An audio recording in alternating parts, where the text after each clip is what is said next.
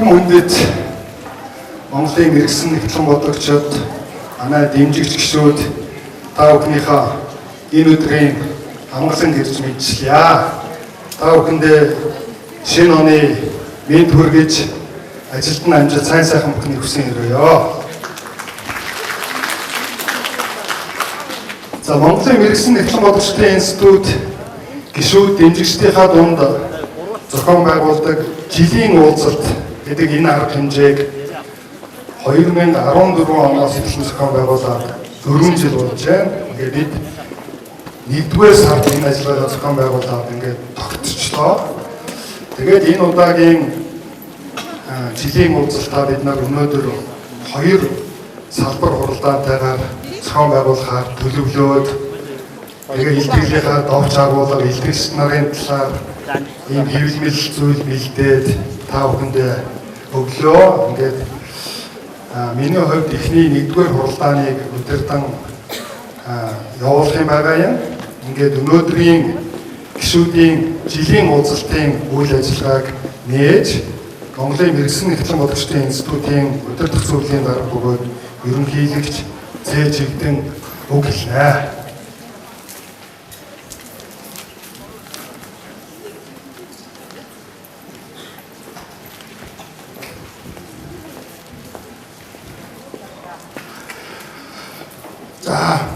Та бүхэндээ энэ өдрийн мэндийг зөвшөөрлөө. Монголын мэрэгсэн нэгтлэн бодлогчдын институт мэрэгжлийн байгууллагууд ажиллаж байгаа Монгол улсын нийгмийн эзхийг бүх салбарт ажиллаж байгаа гишүүд дэмжигчдийн мэдээлэл хүргэх, ажлын арга барилаар солилцох, тэрнийг баяжуулах энэ үүднээс жил болгон эрдэмтэн судлаачдаараа тодорхой илтгэлүүдийг бэлтгэж ингэж хэлэлцүүлдэг энэ сайхан боломжтой ажлыг өнөөдөр эхлэж байна. За энэ өнөөдрийн уулзалтын ерөнхий агуулга маань бол хямралаас хэрхэн давхай хямралыг хяналтаар хязгаарлах гэсэн ийм сэдвийн дор явагдаж байгаа. За улс орны байдал бол бас амаргүй байгаа, та бүхэн мэдж байгаа. Гэхдээ энэ бүгдийг бол бид нар бас хямралыг боломж болгох энэ үүднээс өөрсдийнхээ оюун тархинд хөрөнгө оруулалт хийж, өөрсдийнхээ арга барилаа боловсронгуй болгож, ажлынхаа төлөвлөгөөг сайжруулж, алдаа дутагдлаа дүгнэж сэгнэж ингэж ажиллах. Нөгөө талдаа Монголын бүх ард түмэн иргэн бүрээсээ эхлээд бүхэл шатандаа хэмнэлтийн гормыг хэрэгжүүлж, сахилга хариуцлага өндөржүүлж ингэж ажилласнаар бол хямралаас гарахад бол амархан байна. За ингээд сүүлийн үед бол бас нүүрсний үн, алтны үн, за мөн зэсийн үн багаар өсөж байна. Энэ нь бол бас Монгол улсын эдийн засагт бол бас тодорхой хувь нэмэр оруулж ингээд хямралаас гарах юм эдийн засгийн сайхан боломжууд бол ирэх юм төлөвтэй байна. Тийм учраас энэ 17 онд бид өөдрөг сайхан сэтгэлээр хандаж өөрсдийнхөө аж амьдралыг сайн сайхан болноо гэж ингэ сайхан ерөөл дэвшүүлж ингэж ажилдаа их сайхан амжилт гаргаж ажиллацгаая. Та бүхэндээ ажлын амжилтыг хүсье. Ингээд өнөөдрийн хуралыг нээж байгаа гэдэгтээ. За баярлалаа. За ингээд эхний хуралдааныхаа илтгэгч нарыг урьж байна. Илтгэгч нар маань энд суугаад тэгээ ээлжээрээ илтгэлээ тавьж танилцуулаад тэгээд хуралдааны төгсгөлд асуулт хариулт хилцүүлэг явах юм байгаа юм. За нэг илтгэгчийн маань илтгэл тавих хугацаа нь 15 минут байгаа. За асуулт хариулт хилцүүлэг 30-40 минутанд явагдах юм аа. За ингээд эхний илтгэгч маань мөнх гэрэл сангийн яамны санхүүгийн хяналт эрсдлийн удирдлагын газрын дотоод аудит хяналт шинжилгээ үнэлгээний хэлтсийн ахлах мэргэжилтэн. За илтгэгч нараа энд гаргаад суулгажээ. За Гамбаяг дарга компани цэцгэллийн үндэсний зөвлөлийн дарга. За мөн Гантул дарга Монголын үндэсний дотоод аудиторуудын холбооны удирдах зөвлөлийн дарга, худалдаа хөгжлийн банкны ерөнхий аудитор, за мөн бүжин лам нийслэлийн аудитын газрын шинжээч. За нуусаа орж байна. За мөн гэрлээ шүү дээ. За та бүхний энэ өдрийн амрыг ирэн мэдчихлээ. За миний би сангийн яамны санхүүгийн хяналт эрсдлийн удирдлагын газар болсон манай хуучин төсвийн хяналт эрсдлийн удирдлагын газар гэсэн нэртэй байж байгаа сая засгийн газрын тогтоолоор 16 оны 7 дугаар сард санхүүгийн хяналт эрсдлийн удирдлагын газар болж өөрчлөгдсөн. За энэ дашрам хэлэхэд манай шинээр одоо зохион байгуулагдсан бүтэц зохион байгуулалтаар манай санхүүгийн хяналт эрсдлийн удирдлагын газрын дараагаар наран гэрэл гэж хүн болсон байгаа. Манай дарга энд газрын дарга ирсэн байж байна. За тэгээд миний би бол бас удирдлагаас өгсөн чиглэлийн дагуу энэ илтгэлийг одоо тавих өөрөг даалгавар авсан байгаа. За тэгээд энийхээ дагуу одоо энэ илтгэлээ тавья. За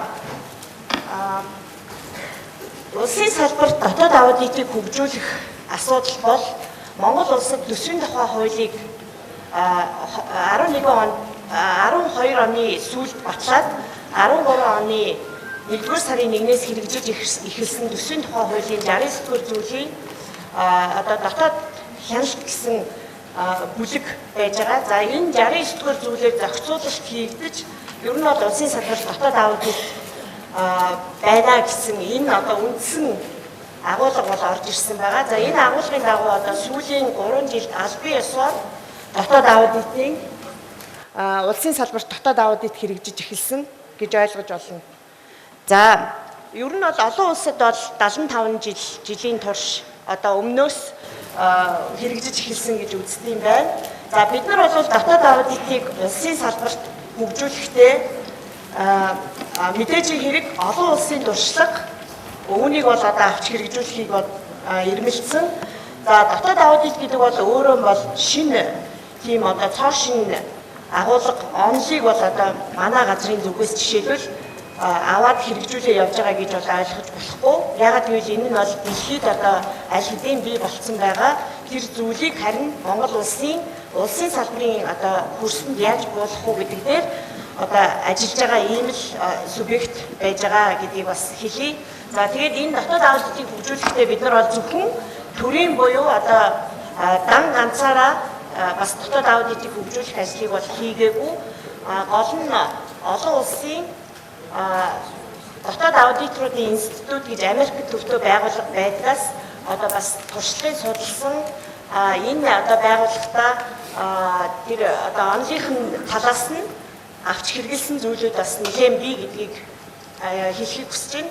За түүнээс гадна манай одоо энэ улсын салбарын дотоод аудитыг хөгжүүлэхэд бол дотоод аудитын хяналт шинжилгээ үнэлгээний чадварыг бэхжүүлэх төслийг Японы засгийн газрын Японы хамтын ажиллагааны байгууллага буюу JICA-тай хамтарсан одоо энэ төслийг бас хэрэгжүүлсэн байгаа. За энэ төслийн одоо хүрээнд ихээхэн ажлууд хийгдсэн.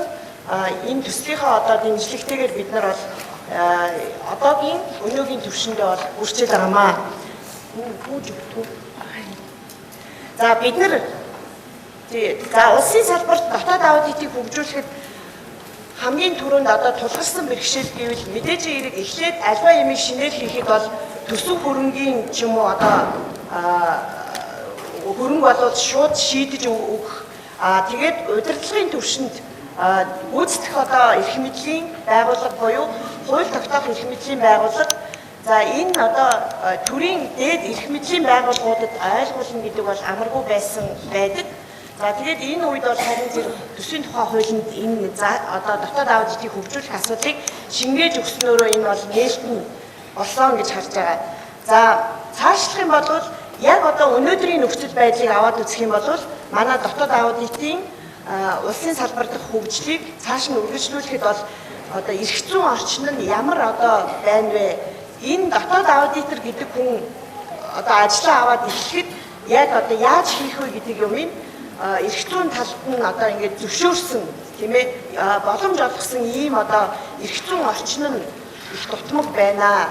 энэ дутмаг байдал одоо биднэрт бас их хүндрэл учруулсаар байна. Одоо болтол за тэгэхээр нэгэнт одоо төсвийн тухай хуулинд 69 дугаар зүйлээр нь энийг хийх ёстой шүү гэд ороод ирэхээр сангийн яам бол одоо ямар байдлаар энэ ажлыг эхлүүлсэн бэ гэхээр ер нь бол эрх зүйн орчинд нь буюу хамгийн түрүүнд хамгийн хурдтайгаар гүйцэтгэх эрх мэдэл өөрөө ямар нэг одоо эрх зүйн нөхцөл болцоог бий болох үүднээс тогтоол гарсан байдаг. Засгийн газрын тогтоолоор дотоод аудитын дүрмийг одоо даруй авч хэрэгжүүлж дүрм боловсруулж гаргасан.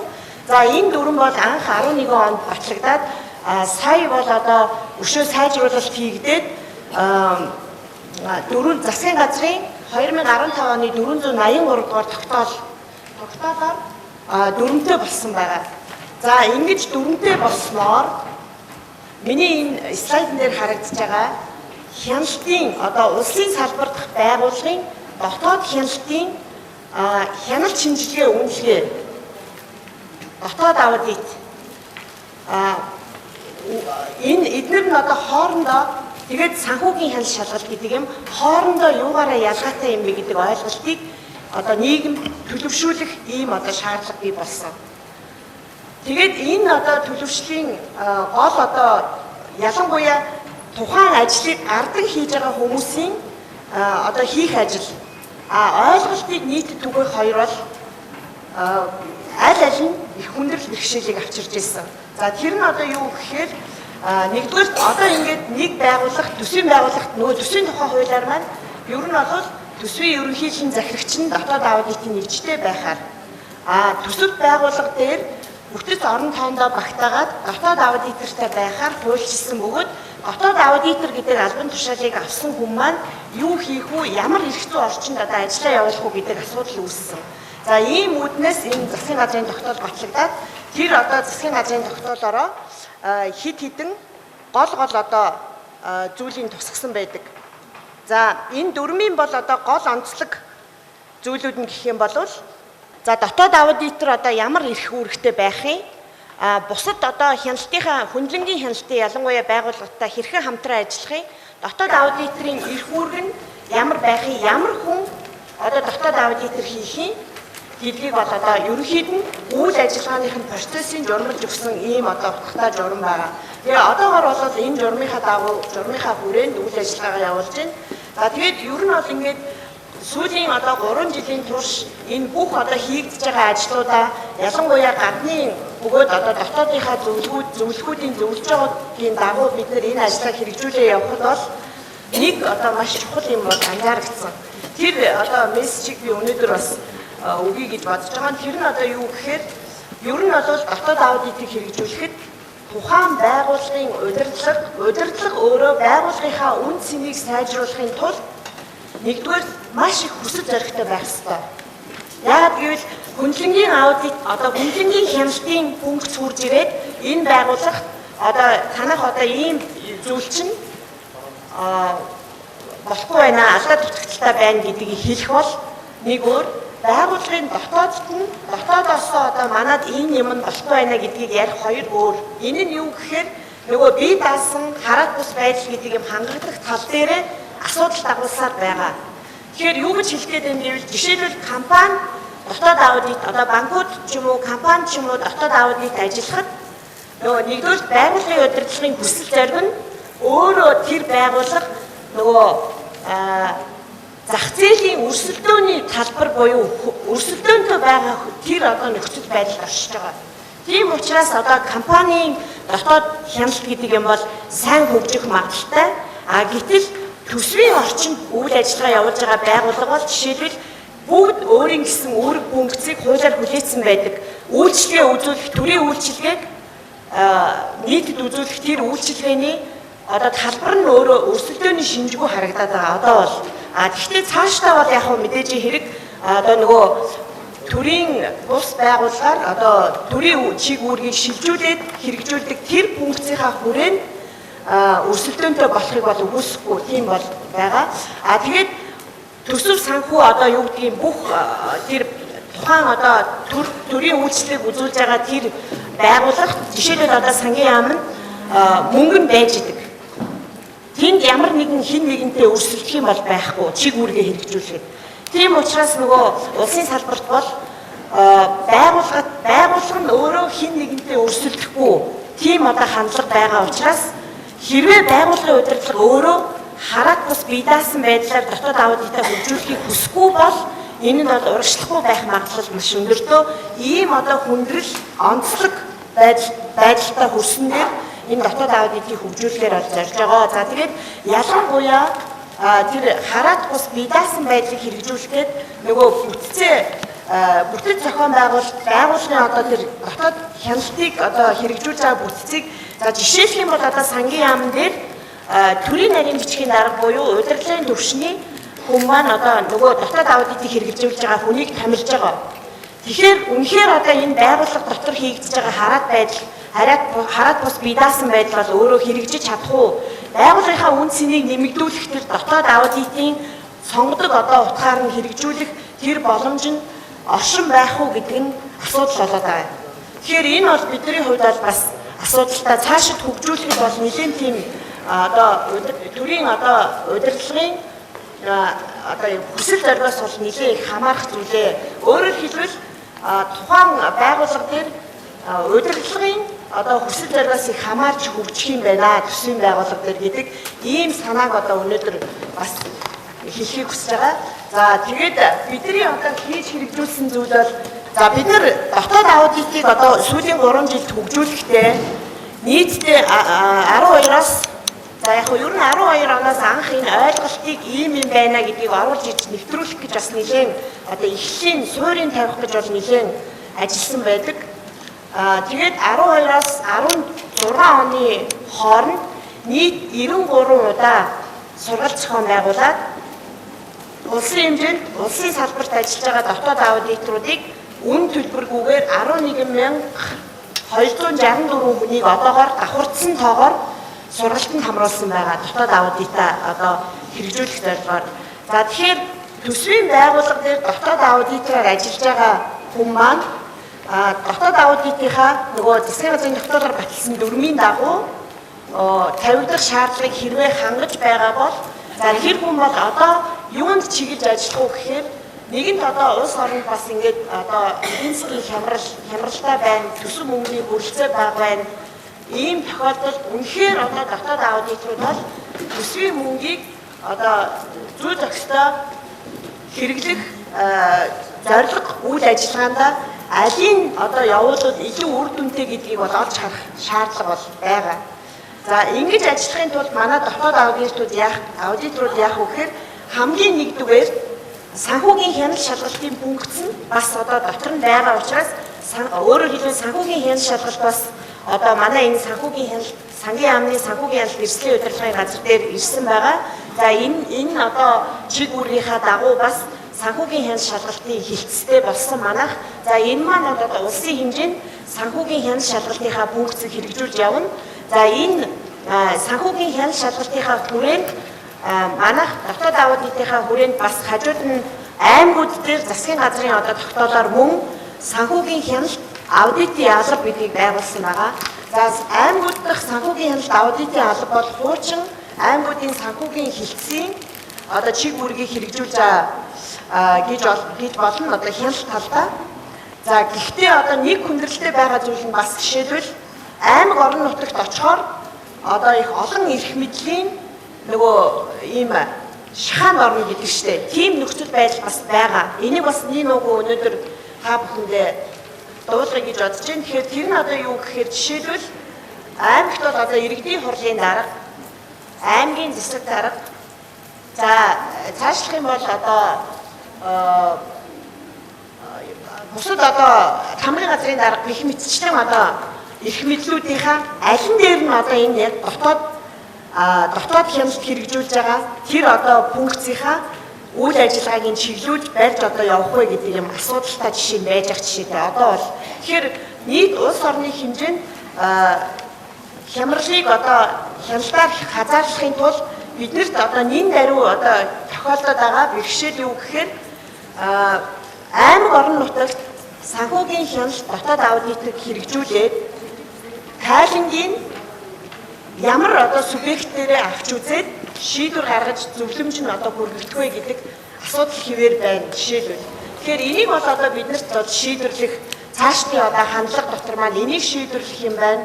Тэрнээс гадна олон улсын одоо туршлагыг судлаад хамтарч ажиллах бол шаардлага нэгэн байгаа. Өшөө цаашаа үргэлжлүүлээд бид нар дотоод аудиторуудыг сургана. За тэрнээс гадна дотоод аудитэд бас нэг хүндрэлтэй юм юу тохиолдсон бэ гэхээр бодит байдалд бол та бүхэн сайн мэдж байгаа бах. Засгийн газар 13 оноос хойш засгийн газар хэдэн удаа солигдсон.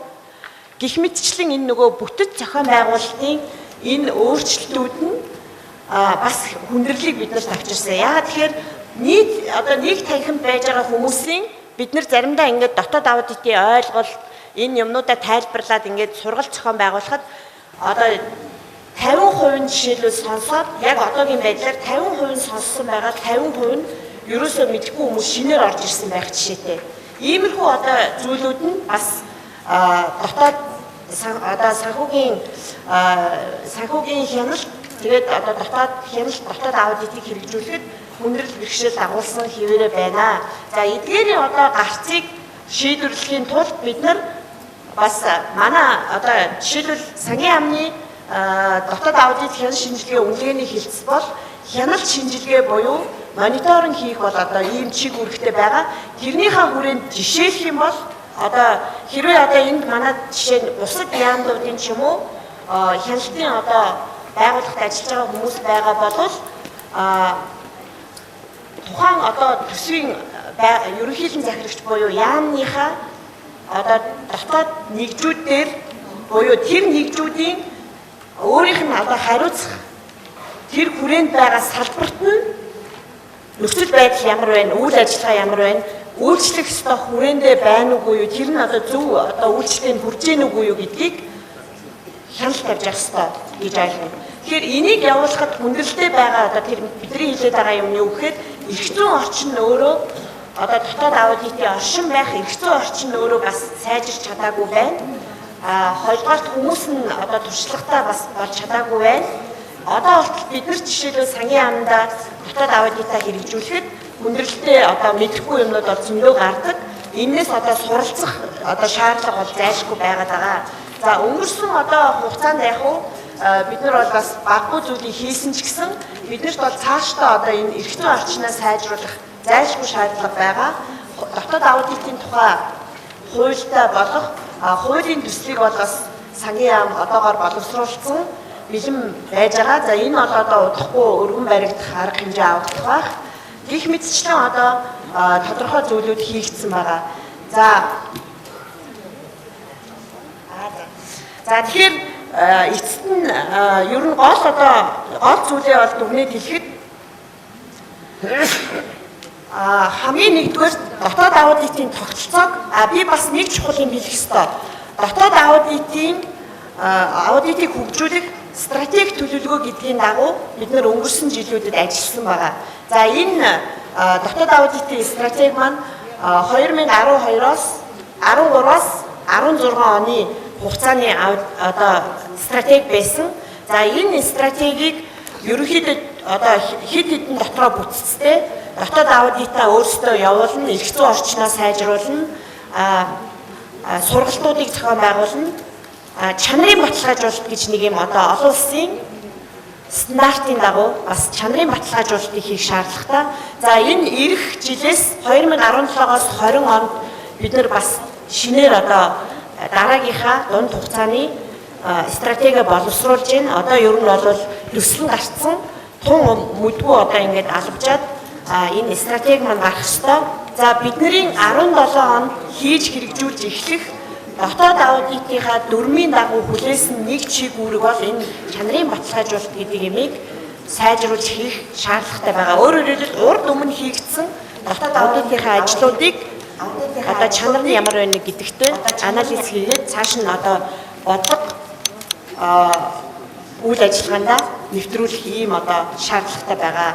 За дотоод аудитыг за эцэст нь дүгнээд хэлэхэд бол дотоод аудит бол тэр public financial management буюу ер нь бол удирдлагын альва одоо субъектийн удирдлагын одоо нэг чухал функцийн нэг шүү гэдгийг бол одоо гол нь дүгнж хэлмээр байгаа. За хоёрдугаарт нь юу гэхээр тэр сайн засаглалыг хөгжүүлэх дөрвөн одоо тулгуур зарчмуудын нэг нь. Тэгээд одоо түүнийг хараад бус ажтай одоо мэдээлэл өгдөг ийм зүйл гэж үзэж байгаа. За гол дүгнж хэлэх юм бол юу гэхээр улсын салбар дахь дотоод аудитын хөгжлийн явцад ажиглагдсан зүйл нь сайн засаглалыг хөгжүүлэх дөрвөн тулгуур зарчмуудын нэг бөгөөд энийг томилогдсон хүн хамгийн түрүүн ойлгож хэрэгжүүлэх шаардлагатай хүний хүчин зүйлээс ихээхэн хамааралтай тэр хүний хүсэл зоригоос их хамааралтайгаар хөгжих юм шүү. Тийм учраас одоо та бүхнийгээ цаашдаа одоо улсын салбар дахь дотоод аудитыг хөгжүүлэхдээ энэ одоо хүсэл зориг бол маш их байгаад тэгээд дотоод аудитын одоо олон улсад хүлээн зөвшөөрөгдсөн тэр стандартын дагуу одоо дотоод аудитыг хэрэгжүүлэх одоо өөрийнхөө хүрээнээс халихгүй бас байх асуудал их чухал. Тэгэхээр энэ их хүрээнд одоо та бүхнийгаа дотоод аудитыг одоо сайн одоо сангийн яамтай төртөө хамтраад одоо сайн хэрэгжүүлээд амжилтанд хүрнэ. Тэгээд улс орон маань бас эдийн засгийн хямралаас гарахад энэ нь бол одоо их түлхэц болох байх гэж одоо бодож байгаагаа илэрхийлээ. Тэгээд та бүхэнтэй хамтарч ажиллахад бол одоо манай байгууллагын зүгээс бол бэлэн байгаа гэдгийг хэлье. Тэгээд та бүхэндээ эрүүлийн аз жаргал сайн сайхан бүхнийг хүсье. Баярлалаа. За баярлалаа.